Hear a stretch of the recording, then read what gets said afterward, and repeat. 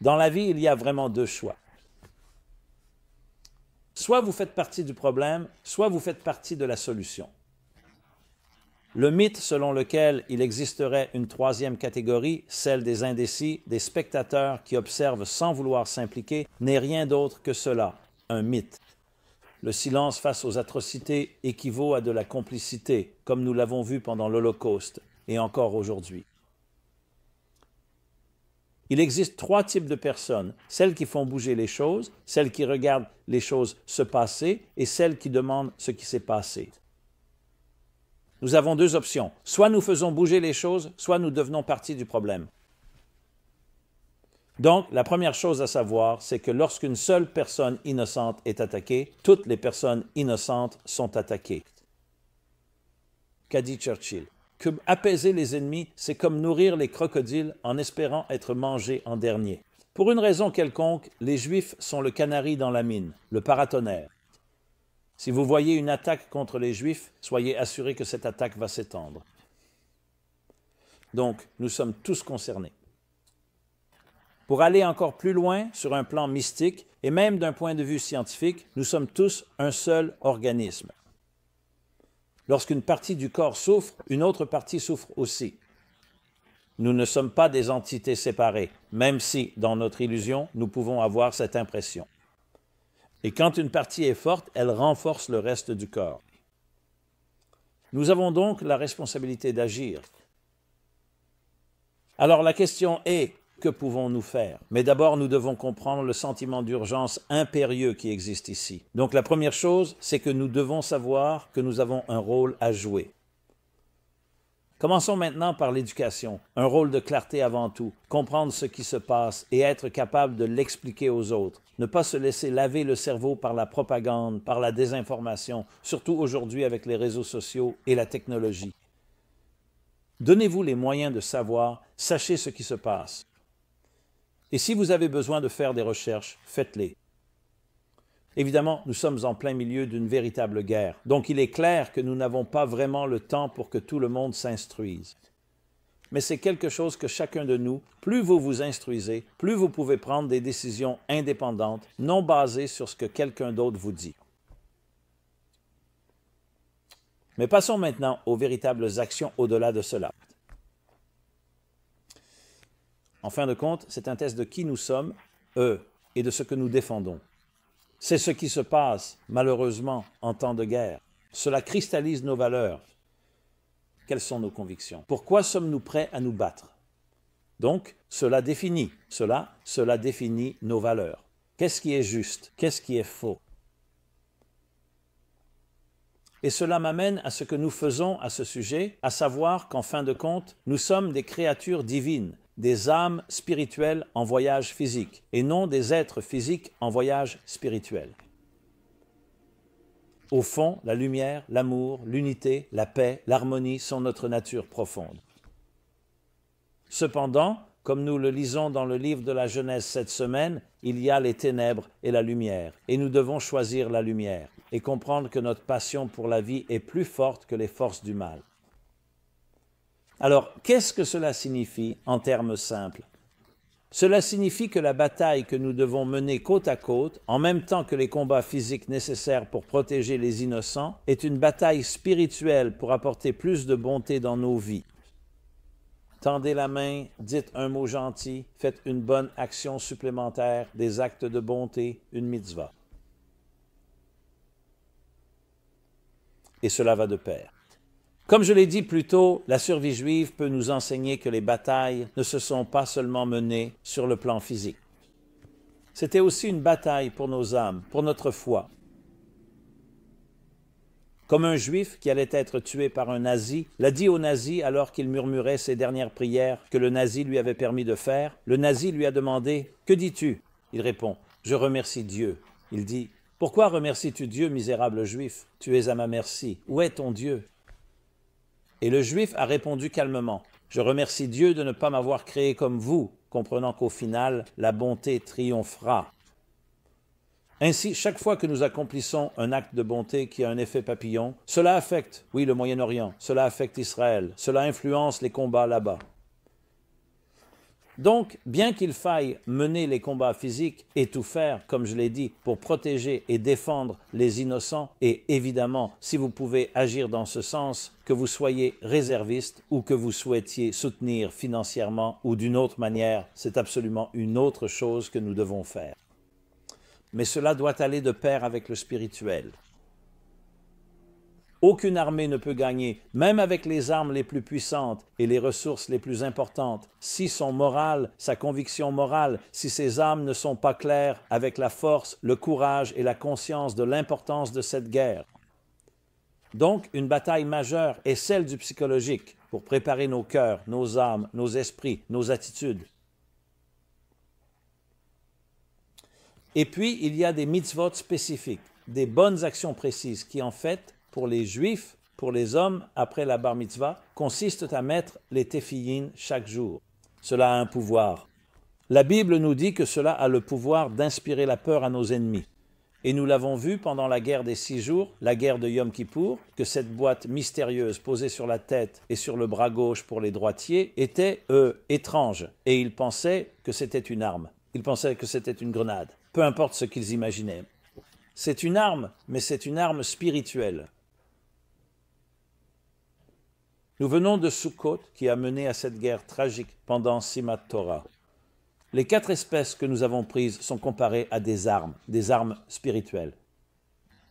En se rappelant le verset qui dit « Ce n'est pas avec nos armées ni avec notre force, c'est avec notre esprit que nous combattons », ce qui va encore une fois de pair avec ce qui doit être fait sur le terrain ou dans les airs d'ailleurs. Mettre une mezouza sur sa porte, qui est un symbole et possède un pouvoir de protection. Pour les femmes et les filles, allumer les bougies avant Shabbat, avant les fêtes. Une bougie est une lumière. La lumière dissipe l'obscurité. Mais en vérité, chaque bonne action accomplie par chacun, j'en ai mentionné quelques-unes pour le peuple juif, mais les lois universelles d'être plus aimable, plus doux, plus moral, plus éthique, de remercier Dieu chaque jour pour votre existence, de dire « Je te remercie de m'avoir rendu mon âme et de m'avoir donné une mission indispensable ». Tout cela, ce sont des forces qui ont absolument un impact direct. Nous pouvons dire, comment cela va-t-il affecter les terroristes? Comment cela va-t-il protéger quelqu'un? Comme je l'ai dit, la vie est un mystère. Nous ignorons beaucoup de choses, mais nous savons qu'aujourd'hui, l'énergie influence la matière. Lorsque vous libérez et déchaînez les ressources immenses et profondes de l'âme de votre être spirituel, cela change véritablement le monde et son cours même. Et la technologie en est la meilleure preuve. Utilisons la technologie non pas comme d'autres l'utilisent, comme une arme, mais comme une force pour transmettre un message. Chaque jour, envoyez un message inspirant, une image inspirante, des mots bienveillants aux autres, à votre liste, à des inconnus. Et enfin, je n'aime pas dire le mot « enfin » parce qu'il y a tellement plus que nous pouvons faire, mais surtout l'unité. Quand on voit une telle haine, pas seulement de la diversité, mais de la division, une haine allant jusqu'à la brutalité. Alors, en plus de nous protéger, nous combattons la haine par l'amour. Non, pas de l'amour envers quelqu'un qui veut nous tuer, qui est prêt à nous tuer, mais de l'amour les uns envers les autres. Appelez quelqu'un à qui vous n'avez peut-être pas parlé, avec qui il y a eu une rupture, un membre de la famille ou un inconnu. Pardonnez et demandez pardon. C'est un moment où nous nous rassemblons et, encore une fois, nous démontrons que notre engagement envers la lumière est plus fort que leur engagement envers l'obscurité, que notre passion pour la bonté et la bienveillance est plus forte que leur passion pour le sang.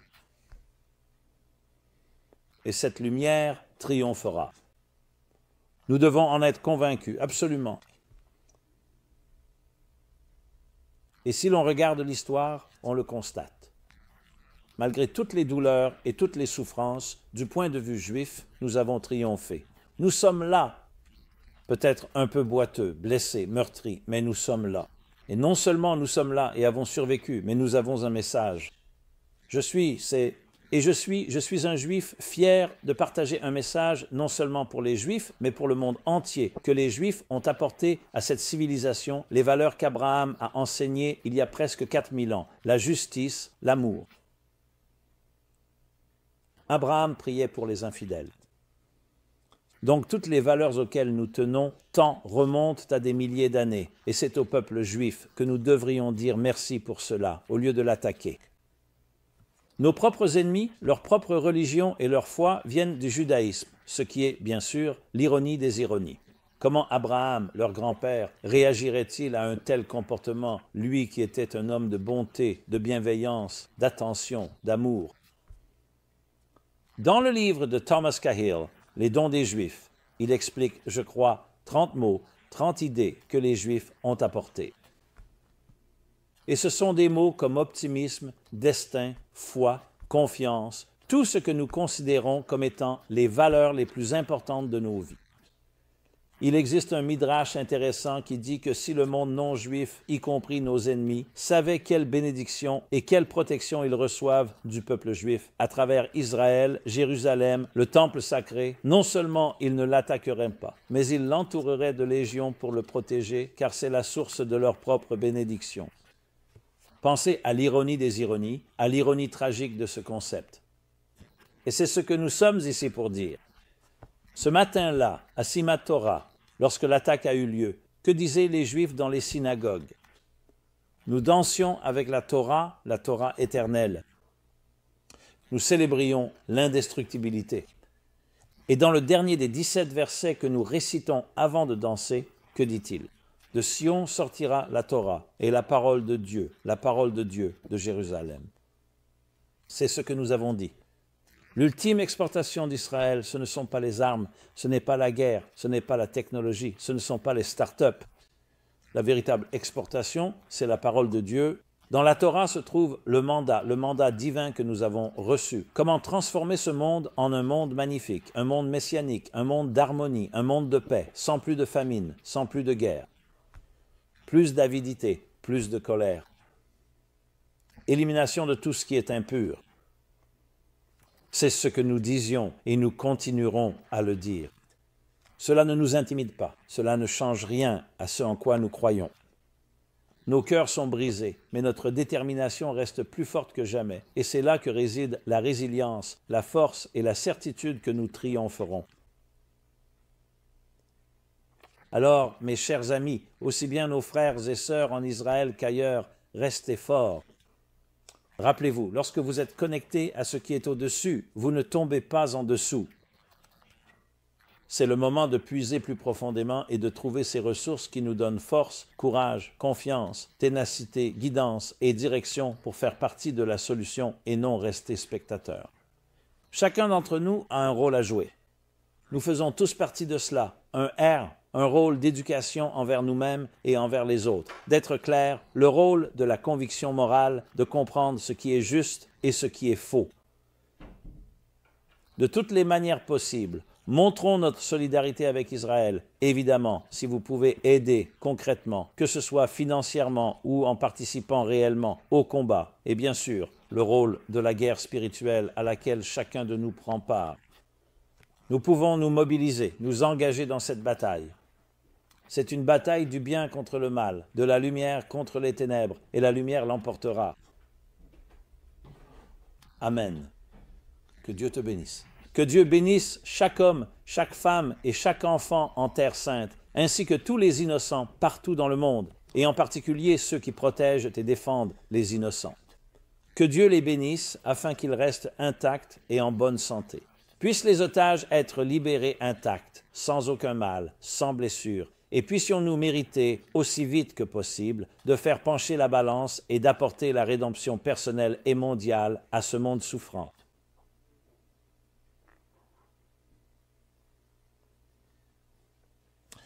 Ici Simon Jacobson du Meaningful Life Center, meaningfullife.com, et comme je viens de le dire, nous nous sommes engagés, le Meaningful Life Center, moi y compris, en mode de guerre, afin d'être, espérons-le, une source d'espoir, une source de direction, une source d'inspiration et de clarté, autant que possible en ces temps de confusion, pour ne pas simplement être submergés par tout cela, mais pour savoir ce que nous devons faire.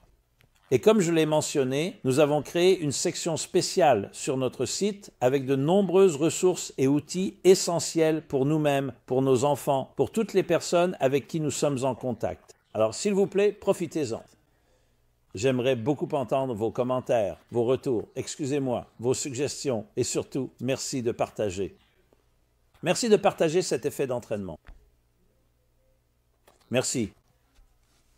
Prenez soin de vous. Ce programme vous est présenté par le Meaningful Life Center. Merci de nous aider à poursuivre nos programmes. Faites même une petite contribution sur meaningfullife.com/donate.